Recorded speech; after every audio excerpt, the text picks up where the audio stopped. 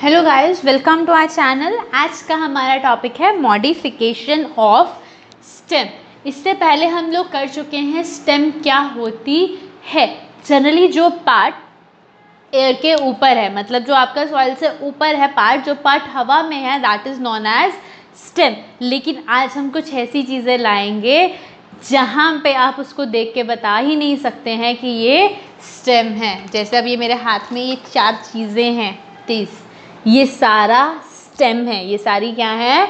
Stems हैं। इन सब को आज हम पढ़ने वाले हैं कि ये सारी स्टेम कैसे हैं, हम इन सबको कैसे पहचान सकते हैं कि ये सब स्टेम है। आलू, प्याज, लहसुन और ये अदरक, आपका जो है टर्मरिक।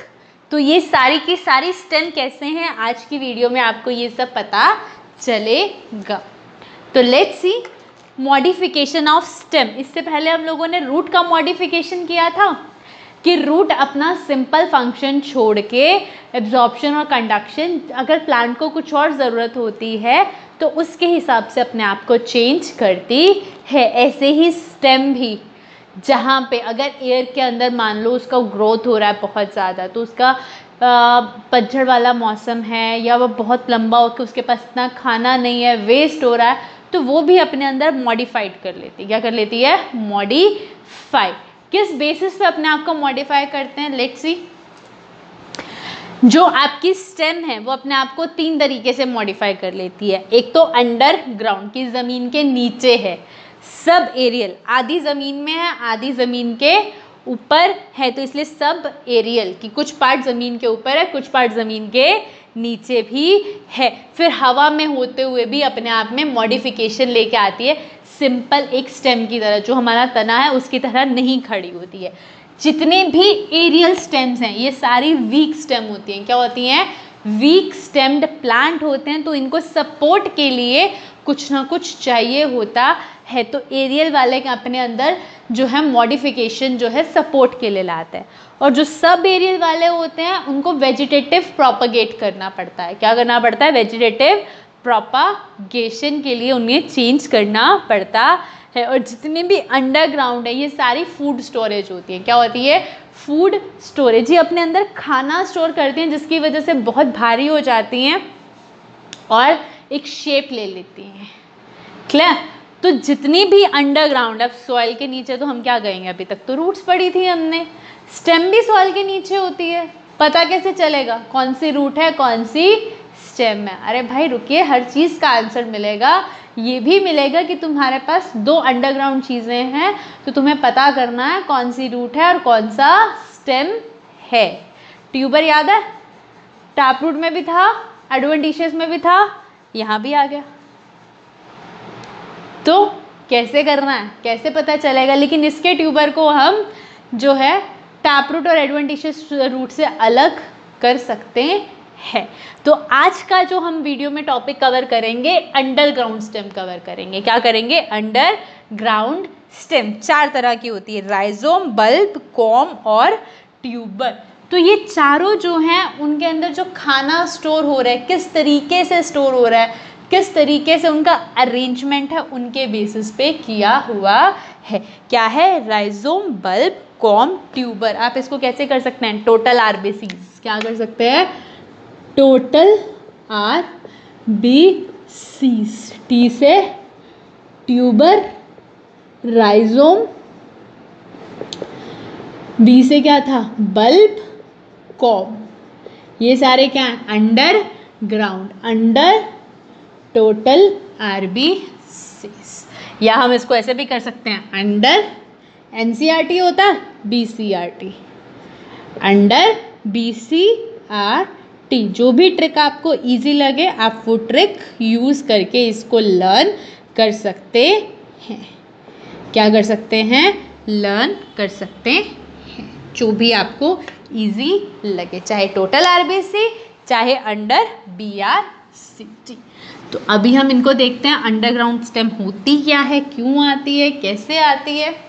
बाकी के 2 टॉपिक सब एरियल और एरियल को हम अगली वीडियोस में कवर करेंगे। तो पहली है underground modification stem, present under और बीनीथ द ग्राउंड। नाम से ही क्लियर हो रहा है, ग्राउंड के नीचे मिलेगी। फ्लैशी, जिस भी चीज़ में खाना स्टोर होगा, चाहे वो रूट है, चाहे वो स्टेम है, चाहे वो लीफ है, खाना स्टोर होगा तो वो सॉफ्ट हो जाएगा। क्या हो जाएगा? Soft. It has node and internode, root के अंदर नोड और इंटर नोड नहीं होती। यही वो चीज़ है जिससे हम आइडेंटिफाई करेंगे कि सॉइल के अंदर नीचे जो चीज़ उग रही है वो रूट है या स्टेम है। स्केली लीव्स होंगी, लेकिन बहुत छोटी छोटी होंगी, स्केल लाइक में हार्ड फॉर्म में होंगी। क्यों? क्योंकि मिट्टी के नीचे आना है। मिट्टी के नीचे आना है तो क्या चाहिए? कुछ ना कुछ हार्ड मटेरियल चाहिए। जैसे रूट का रूट कैप था, इनके पास स्केली लीफ। बड्स, बिना बड्स के नया प्लांट नहीं आता। और जितनी भी अंडरग्राउंड स्टेम है, क्या है? अंडरग्राउंड स्टेम है, ये सारी वेजिटेटिव प्रोपगेशन से ग्रो करती हैं। किससे ग्रो करती हैं? Vegetative propagation. और सबके पास बड्स होते हैं। They also act as organ of perennation. Organ of perennation मतलब they grows through vegetative propagation. ये वर्ड पूरी वीडियो में यूज होगा, ऑर्गन ऑफ पेरिनेशन, कि वो वेजिटेटिव प्रोपगेशन से ग्रो करती है। और ये वर्ड एनसीईआरटी की लाइन का इसलिए भी इंपॉर्टेंट है। देखिए पेरिनेशन का मतलब क्या है। Perennation is the ability of plants to survive from one germinating season to another, especially under unfavorable condition. Perennation जैसे plants जो हैं, अगर बहुत ज़्यादा गर्मी और बहुत ज़्यादा सर्दी है जिसकी वजह से वो प्रॉपरली ग्रो नहीं करते हैं, तो वो अपने आप का जो एरियल पार्ट है उसको बिल्कुल जो है शेड कर देंगे, और सारा का सारा जो उनका न्यूट्रिशन है, जो भी खाना बन रहा है, वो किस में आ जाएगा? स्टेम का जो पार्ट नीचे की तरफ ग्रो है उसके अंदर आ जाएगा। तो these are our underground stem modification. अब इसके जो एनसीईआरटी में एग्जाम्पल दे रखे हैं, दीज आर जिंजर, टर्मरिक, जमीनकंद, कोलोकेसिया। क्या है? जिंजर, टर्मरिक, जमीनकंद एंड कोलोकेसिया। तो जितनी भी अंडरग्राउंड स्टेम्स हैं वो सब क्या करेंगी? खाना स्टोर करेंगी। इनके ये जो एग्जाम्पल्स हैं, जो मॉडिफाइड स्टेम है, पोटैटो, जिंजर, टर्मरिक, जमीनकंद, कोलोकेसिया, ये सब बहुत इम्पॉर्टेंट हैं। ये सब हमें करने हैं। तो अब मैंने कहा था कि रूट और स्टेम में हम आइडेंटिफाई कर सकते हैं। क्या कर सकते हैं? आइडेंटिफाई, कि कौन सी रूट है, कौन सी लीफ है जो ज़मीन के नीचे है। कैसे आइडेंटिफाई कर सकते हैं? नोड और इंटरनोड ये कहाँ पे होंगी? सिर्फ स्टेम में प्रेजेंट होंगी, रूट में प्रेजेंट नहीं होंगी। Presence of scale leaves, bud and adventitious root at nodes, कि स्केल लीफ या बड्स या नोड्स जो एडवेंटिशियस रूट जहाँ से निकलेंगी तो वो चीज़ स्टेम में प्रेजेंट होगी, रूट में प्रेजेंट नहीं हो गई। और जो इनका इंटरनल टिश्यू है, कि जैसे रूट है, रूट के अंदर आपको जो है रूट के अलग सेल्स होते हैं, स्टेम के अलग टाइप के सेल्स होते हैं। ये हम नेक्स्ट चैप्टर एनाटॉमी में देखेंगे। तो जो अगर आप उसका टीएस काट के देखोगे तो आपको यहाँ पर जो है स्टेम जैसे ही सेल्स दिखेंगे, रूट वाले सेल्स नहीं दिखेंगे। जो उनके इंटरनल स्ट्रक्चर होते हैं वो भी क्या होता है? अलग अलग होता है। तो इनके बेसिस पे हम इनको आइडेंटिफाई कर सकते हैं कि कौन सी रूट है, कौन सा स्टेम है। नोड और इंटर नोड, नोड वहाँ है जहाँ से कोई चीज़ ग्रो करती है और थोड़ा सा स्वेलिंग पार्ट होता है। क्लियर? तो ये नोड और इंटर नोड जो है स्टेम और रूट में आइडेंटिफाई करने के लिए, कई बार रूट भी क्या है, हमने रूट की मॉडिफिकेशंस पढ़ी है, रूट भी ज़मीन से बाहर आ जाती है, तो वहाँ पे भी आइडेंटिफाई करना है कौन सी रूट है, कौन सी स्टेम। तो नोड और इंटरनोड हमेशा स्टेम पे होंगी, रूट पे नहीं होंगी। तो हमने इसको कैसे करा था? Under BCRT, under BCRT। Underground stem है, बल्ब, राइजोम, कोम, ट्यूबर, चार तरह की हैं under BCRT, bulb, corm, rhizome and tuber. तो ये यहाँ पे ये बल्ब का एग्जाम्पल है, ये राइजोम है, ये कोम है, ये ट्यूबर है। अभी एक एक करके हम देखते हैं कि इनमें डिफरेंस क्या है, क्योंकि देखने में तो चारों ऑलमोस्ट एक जैसी दिख रही हैं, तो इन सब में इतना डिफरेंस क्या है देखते हैं। ट्यूबर टैपरूट में भी करा था, एडवेंटिशियस में भी करा था, स्टेम में भी आ गया। ट्यूबर मतलब इर्रेगुलर शेप है, जिसके पास क्या है? Irregular shape. एडवेंटिशियस के ट्यूबर में क्या आता था? Sweet potato. और टैप रूट की मॉडिफिकेशन ट्यूबर में आपका मिराबिलिस जलापा 4 o'clock प्लांट, और यहाँ के ट्यूबर में आपका आता है पोटैटो। क्या आता है? पोटैटो। अब जैसे यहाँ पे ये पोटैटो है, इस पोटैटो पे जब भी आप अगर पोटैटो को अच्छे से वॉश करोगे आपको एक ब्लैक कलर के स्पॉट्स दिखेंगे। क्या दिखेंगे? स्पॉट्स दिखेंगे। ये जो ब्लैक कलर के स्पॉट्स हैं ये पोटैटो की नोड्स हैं। ये क्या हैं? पोटैटो की नोड्स हैं। लेकिन आपको ये नोड्स जो है स्वीट पोटैटो पे दिखाई नहीं देंगे। तो अगर आपके स्वीट पोटैटो को इस तरीके से कलर मॉडिफाई भी कर दिया गया तो आप उसके नोड और इंटर नोड को आइडेंटिफाई कर सकते हैं। अब इसका एक एंड ऐसा होता है जहाँ पे ये नोड्स ज़्यादा होती हैं और एक साइड होता है जहाँ पे नोड्स कम होती हैं। तो जहाँ पे नोड्स ज़्यादा होती हैं उनको हील एंड बोलते हैं और दूसरे को बोलते हैं रोज एंड। क्लियर? हम देखें अब ट्यूबर क्या है। आइडेंटिफिकेशन कर लिया हमने टैप रूट और जो है एडवेंटिशियस रूट या स्टेम का ट्यूबर कैसे है। Axillary branches that are produce near the soil surface grow into the soil and their tip becomes swollen due to accumulation of starch and proteins। की उनकी tip grow तो air में कर रहा है लेकिन जैसे जैसे मिट्टी के अंदर जाएगा वैसे वैसे स्वेल हो जाएगा। इट इज़ ऑलवेज, इसका जो ट्यूबर है हमेशा उसके पास एक कोरी स्किन होगी जिसके पास स्मॉल डिप्रेशन होंगे कॉल्ड आइज। जैसे यहाँ पे ये ब्लैक डिप्रेशन है जो इसका छिलका है इसको बोलते हैं कोरी स्किन। और जो ये ईच ब्लैक है इसके अंदर नोड है और दो सक्सेसिव मतलब दो साथ साथ वाली नोड के बीच की डिस्टेंस को हम बोलते हैं इंटर नोड। क्या बोलते हैं? Inter node. अगर आप इस आलू को ग्रो करने के लिए रख देंगे तो जो ये नोड्स हैं इन्हीं के ऊपर ही बड आएंगे। जो ग्रीन ग्रीन कलर का पार्ट जो है आलू अगर बहुत पुराने हो जाते हैं उन पे आ जाता है तो इन नोड्स पे ही बड्स आएंगे और उसके ऊपर साइड से बड जो आता है उसके ऊपर साइड से इस तरीके से कुछ पार्ट्स निकलता है थोड़ा सा, तो वो इसकी स्केली लीव्स होती हैं। क्या होती हैं? Scaly leaf. तो इसके बचे हुए रीजन को क्या बोलते हैं? Inter node. और हर नोड के पास एक या दो बड्स आते हैं और बड के ऊपर क्या जाती है? Scaly leaf. A big scar at one end of a potato marks is attachment to the stem.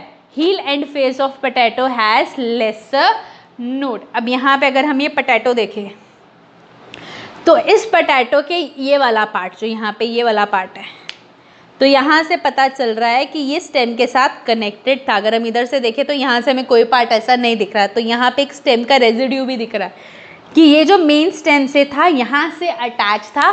तो इस फेस को हम हील एंड बोलते हैं और इसके अपोजिट फेस को हम रोज एंड बोलते हैं। और जो हील एंड होता है उसके पास कम नोड्स होती हैं और जो रोज एंड होता है उसके पास ज़्यादा। अल्टीमेटली है यहाँ पे छोटा हो गया, जितना ज़्यादा छोटा होगा नोड्स उतनी कम होंगी। सरफेस एरिया जितना ज़्यादा होगा नोड्स उतनी ज़्यादा होंगी। इसीलिए उसने कहा है rose and is the face of potato with multiple nodes. अब यहाँ पे हमारे पास पोटैटो की हम शो कर रहे हैं तो इसीलिए मैंने पोटैटो लिखा है, लेकिन सभी ट्यूबर्स में ऐसे होगा। Adventitious roots are generally absent, इनके पास कोई एडवेंटिशियस रूट नहीं है।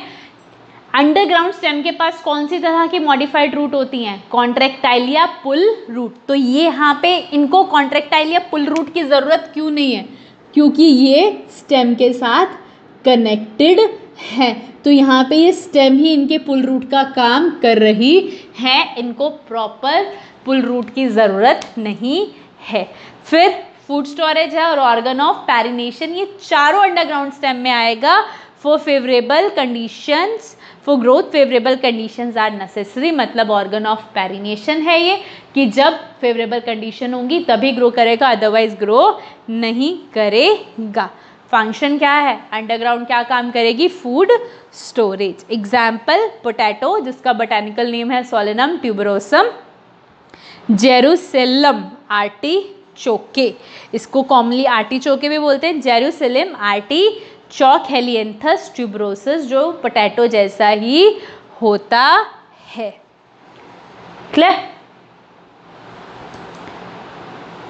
यहाँ पे ये दिखा रखा है, ये पोटैटो है, यहाँ पे ये बर्ड्स हैं जैसे मैंने दिखाया था। इस बर्ड के पास से ही आपकी जो है स्केली लीव्स ग्रो कर रही हैं। ये आपका पोटैटो और ये आपका क्या है? आर्टिचोके, जेरूसेलम आर्टिचोके। चॉक। क्या है? अब हम इसको कैसे याद कर सकते हैं? आर्टिचोक, कोई चीज़ क्या हो गई है? चौक हो गई है। आर्टिचोक के पास चौक निकालने के लिए क्या है? Tube of potato. Artichoke has tube of potato. Artichoke क्या है? Jerusalem artichoke. इसके पास क्या है? पोटैटो। ट्यूब से क्या हो गया? ट्यूबर। तो Jerusalem, tuberose, Jerusalem artichoke and potato are the examples of and है कि लेंथ बेसिस पे होगी, लॉन्गिट्यूडनल बेसिस पे होगी। अब राइजोम और कोरम, राइजोम और नेक्स्ट क्या आएगा? कोम। ये एक दूसरे से ऑलमोस्ट सेम है, तो अगर हम राइजोम के कैरेक्टरिस्टिक भी अच्छे से पढ़ लेंगे तो हम इसको कौन से डिस्टिंग्विश कर सकते हैं? Rhizome is a thickened underground stem. खाना स्टोर होगा, खाना स्टोर होगा तो अपने आप मोटी हो जाएगी। ग्रोज हॉरिजेंटली, मतलब सॉइल के ऊपर ऐसे हॉरिजेंटली आएगी, और हॉरिजेंटली सॉइल से क्या आ रहा है? पैरेलल डिस्टेंस पे आ रही है, पैरेलल एक्सिस पे आ रही है, तो इसीलिए इसको क्या बोलते हैं? Literally prostate. पैरेलल फॉर्म में, किसमें है? पैरेलल में है, और एक पर्टिकुलरली डेप्थ पे है सॉइल के। The rhizome is generally brown in colour. इसके जितने भी राइजोम है वो ब्राउन कलर के होते हैं, लेकिन जनरली, क्योंकि टर्मरिक भी इसी में आता है जिसका राइजोम येलो कलर का होता है। अब इसकी ब्रांचिंग भी हो सकती है और नॉन ब्रांचिंग भी। अब यहाँ पे जैसे यहाँ पे इसकी बात करें, यहाँ पे ये एक्सिलरी बढ़ा रहे हैं, यहाँ से ब्रांचिंग हो सकती थी, लेकिन अगर हम जिंजर देखें तो जिंजर में तो यहाँ पे भी स्वेलिंग होती है, इधर भी स्वेलिंग होती है, सीधी शेप तो नहीं होती। जिंजर में ब्रांचिंग आती है, तो ये ब्रांचिंग इसमें बहुत ज़्यादा भी हो सकती है और नहीं भी हो सकती है। Rhizome is a fleshy thickened. जो राइजोम है उसके अंदर खाना होगा, डिस्टिंक्ट नोड्स होंगी। अब यहाँ पे हम इधर अगर हम लोग टर्मरिक का ये राइजोम देखें, अगर आप इसको बहुत ज़्यादा ध्यान से देखेंगे तो इस राइजोम का कुछ हिस्सा यहाँ पे थोड़ा सा मोटा होगा कंपैरेटिवली। अगर हम यहाँ पे ऐसे हाथ लगा रहे हैं तो हमें पता लग रहा है कि ये वाला रीजन क्या है? थोड़ा सा मोटा है। और जहाँ पे रीजन में थोड़ी सी स्वेलिंग ज़्यादा आती है वो कौन सा रीजन होता है?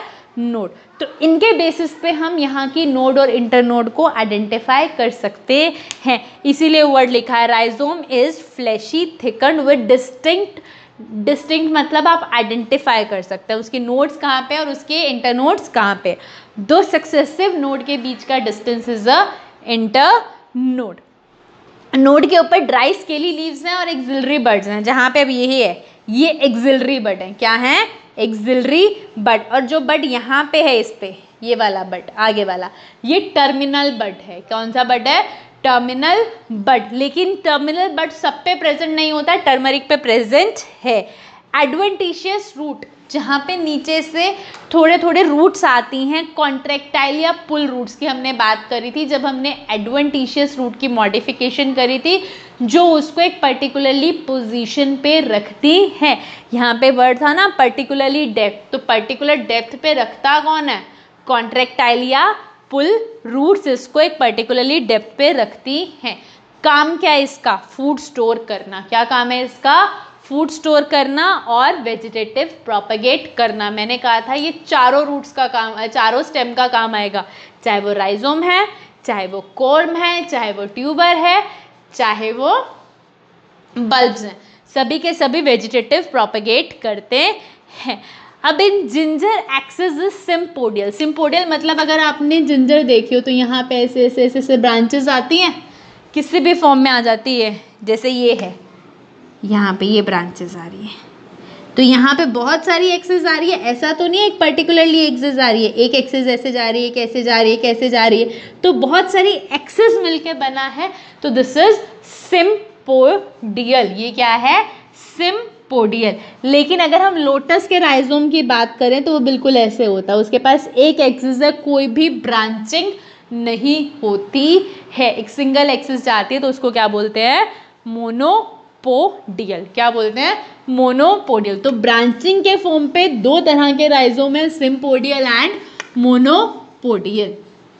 अब दूसरा जो राइजोम है डिपेंडेंट करते हैं कि सॉइल में किस तरीके से है। अगर सॉइल में बिल्कुल स्ट्रेट फॉर्म में, हॉरिजेंटली फॉर्म में, किसमें है? हॉरिजेंटली, तो इनको बोलते हैं स्ट्रैगलिंग राइजोम। क्या बोलते हैं?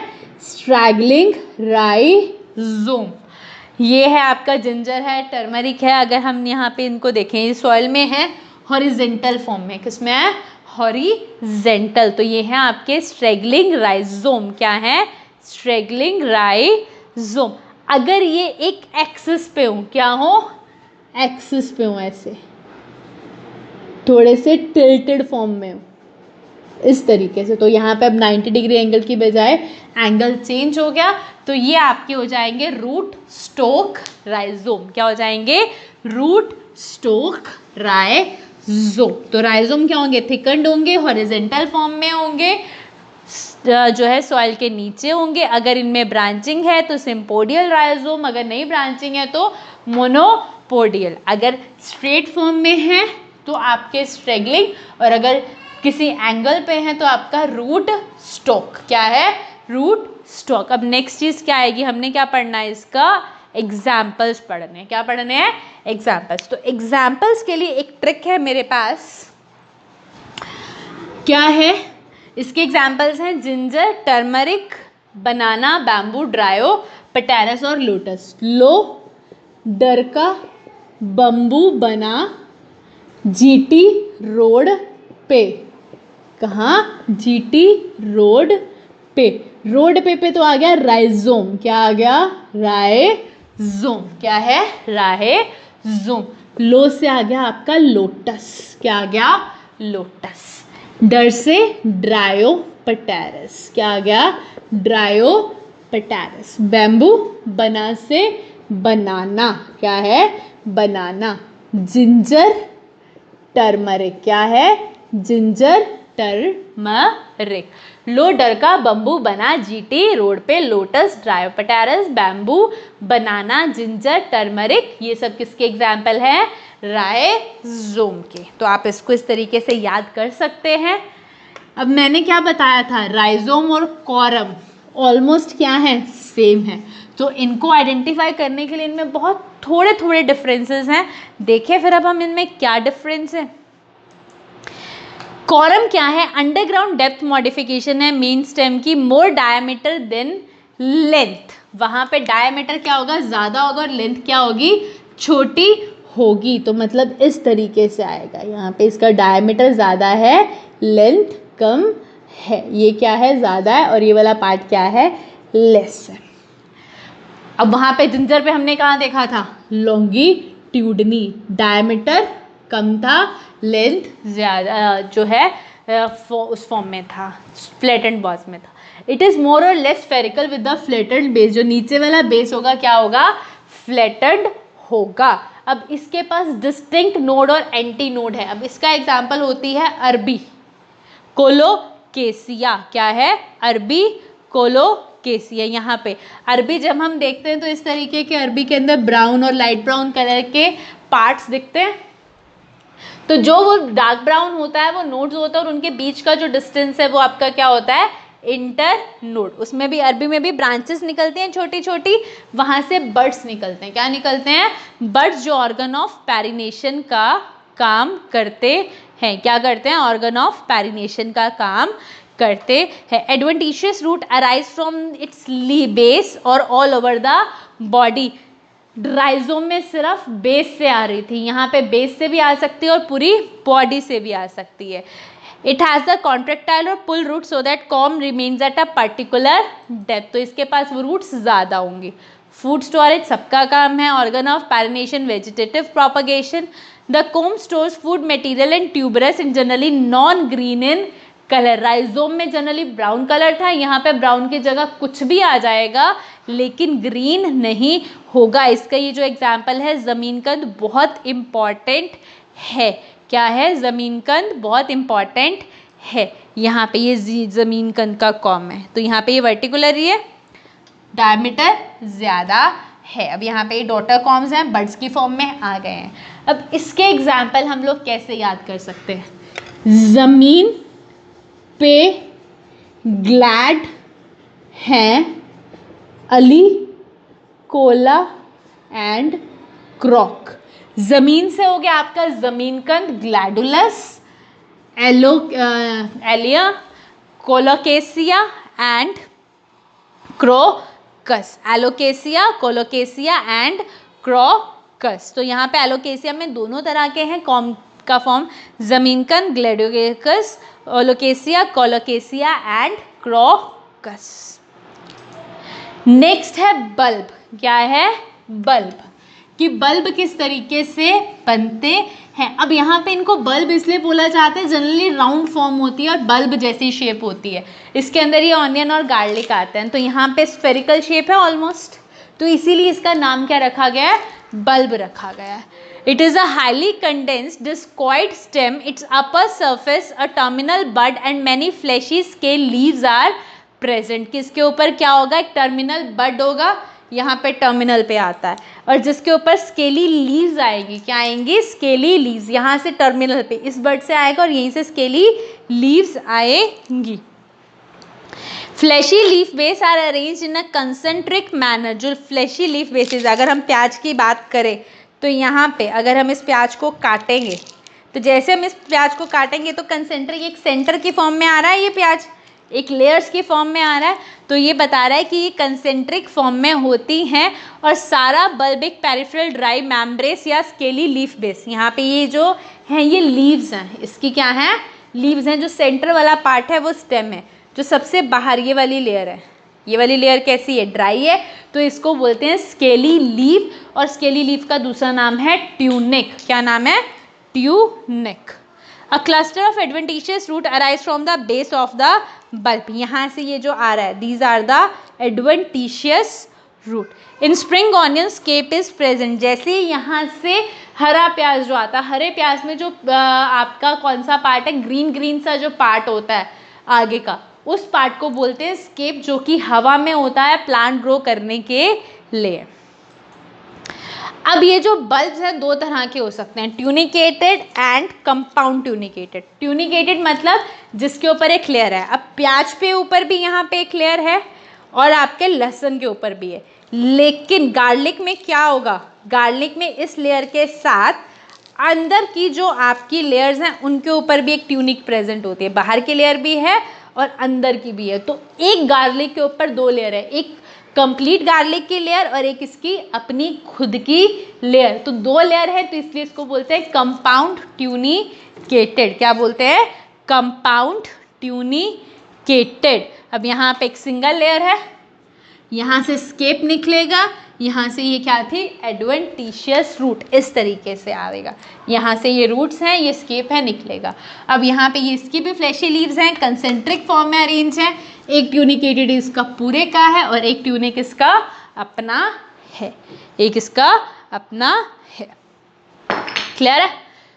तो these are tunicated bulb. Simple tunicated onion, compound tunicated जो है गार्लिक है। सिंपल ट्यूनिकेटेड में अनियन का एग्जांपल इसलिए लिखा है क्योंकि इजीली है, लेकिन और भी हैं इसके अंदर, नार्सिसस एंड ट्यूलिप। ये क्या है? सिंपल ट्यूनिकेटेड जो है बल्ब है। तो आप इसको ये कह सकते हैं, बल्ब इज नॉट सिंपल। क्या लिख सकते हैं? Bulb is not simple.